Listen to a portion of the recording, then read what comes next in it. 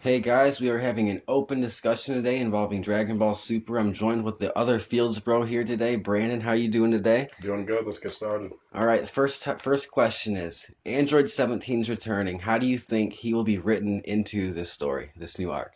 Well, if we have a 10-man roster, he's definitely strong enough to take out some of the lower level fighters from the other Yeah, team. I don't think he's going to be getting any stronger. I mean, Dr. Zero's technology is pretty, you know, limited for its time maybe. sure, you could say that. Or, I don't think Bulma could recreate that type of technology Right. or we would have done it already. But it's definitely cool to see villains, guys who used to be main villains, as comrades on our roster now. I mean, do you think if they trained, if what about 18? If they trained in theory, could they get stronger? Like they I used the think time I think chamber? Toriyama has stated that it's possible for them to get increases in power, but you know I, They couldn't catch up to where. right, there's such a gap now between them. But if they're at the 9 and 10 spots or wherever they're going to be placed, they can definitely take out some of the lower level fighters. Right. Do you think we see a possibility of them fighting alongside in the new arc? Sure, if as long as the tournament's not a one-on-one format like it was in the U6 U7 tourney, but they definitely have some good. I guess the word would be synchronicity, kind of like Black and Zamasu had when they would fight side by side and mirror the movements. Like Trunks and Goten to Sure, effect. basically something like that. So this question's for all the GT fanboys out there. Oh boy, Do you think it's possible Super 17 gets written into the canon in into Dragon Ball Super? Super? No, not at all. How about Doctor Super Mew, 18? Doctor Mew is not a guy who exists in Super, so it's just the continuities are too. They contrast way too much for them to be any type of inclusion.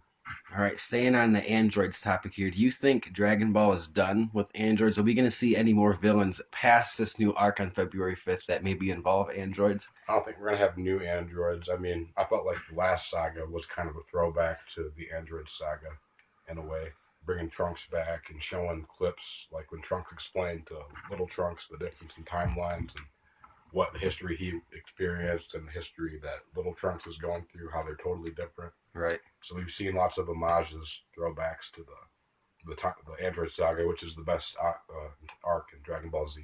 Yeah.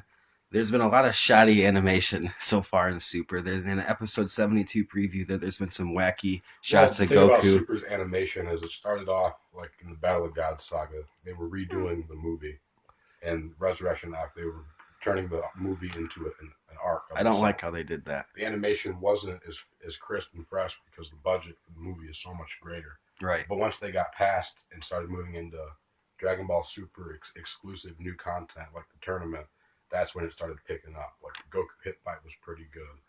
The whole Black and Future Trunks arc was really good, especially I want to say episode 57 where Zamasu showed up.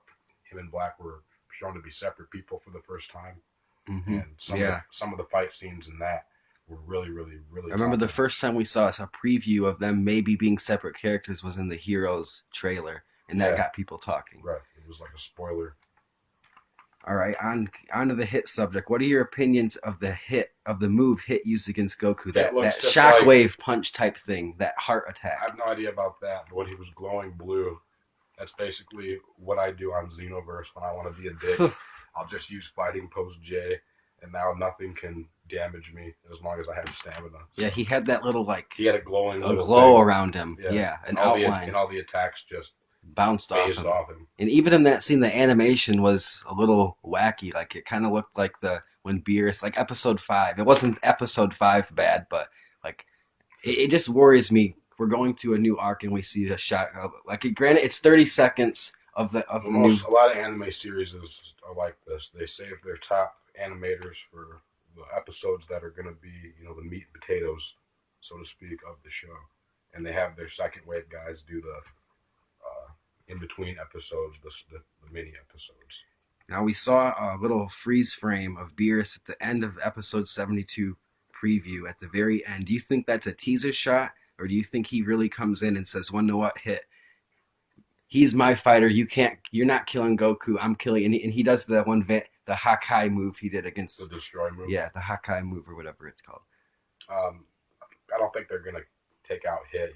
He's too important to Hit and Goku are basically the number one dudes on the teams for the upcoming tournament. So I really don't know what the preview could be insinuating, but I doubt it's going to be anything like that. Do you think Trunks and Goten are going to have a role in this upcoming arc, or are they just going to be joke characters? Are they going to grow? Are we going to see Trunks and Goten finally get taller? I mean, there's no reason not to drop. Like, I have no idea what the roster is going to be, what it's said to be, but there's no reason to have. Right now, the roster is stated to be Goku, Vegeta, Gohan, 17, 18, Piccolo, Krillin, Master Roshi, Tien, and Majin Buu. I mean, that's the 10. I'm not the writer of the show, but I think anybody would agree that dropping Master Roshi and Tien. Do you think Master Roshi, he has some new technique this whole time we haven't even seen? He has a Mafuba if they allow props. But Piccolo has that. I mean, no, I saw Roshi doesn't have the power to compete in a tournament that has Super Saiyan. Get like 17 and 18 are considered to be lower level fighters in a tournament like this. So, in that respect, if you drop Roshi and Geekdom 101 was saying that Trunks, the reason why he thinks we have Master Roshi around is that yes, Goku and Vegeta have obviously surpassed Master Roshi, but it's all of these new characters, all of these new universes. Roshi, he might see a fighting style that Goku or Vegeta might not recognize, like a coach on the sideline, so to say.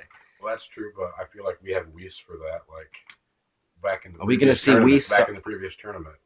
Hit was when he introduced the Toki Tobashi. Whis was the guy who said he could beat that. Right. Beerus was like, he asked him a question about it, and Whis was like, I can handle that.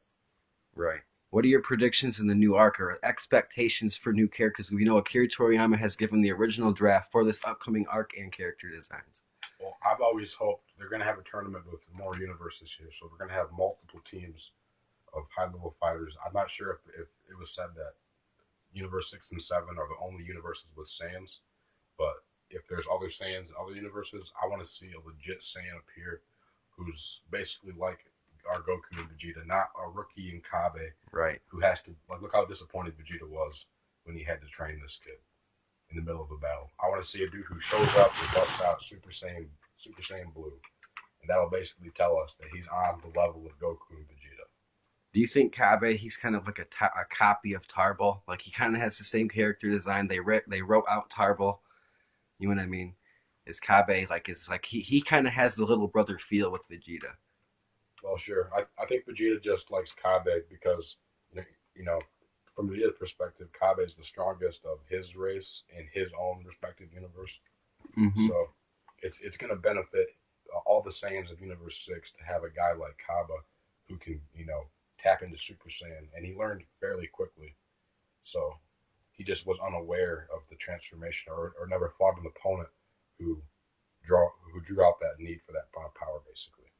Now, I recently made a video about my predictions on this new arc, what's going to happen, and I said in the video where I think Universe 6 is going to be the universe to go first. That's wiped out. And I feel like I don't feel like Super had the necessary character development with Champa for long term.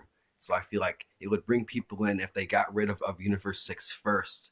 It's a shocker how Bulma was killed in the future Trunks arc. Where Hit just showed up out of nowhere, like they're trying to drive home a point that Hit's, an important character.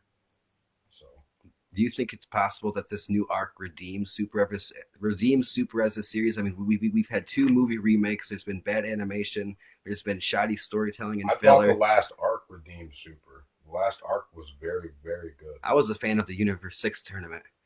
Like that was great when Goku, when he went Super Saiyan Blue, dude, on top, or when he went Kaioken on top of Super Saiyan Blue. Yeah, when he stacked it. And then like his arm gave out. Anime, yeah, that was ridiculous.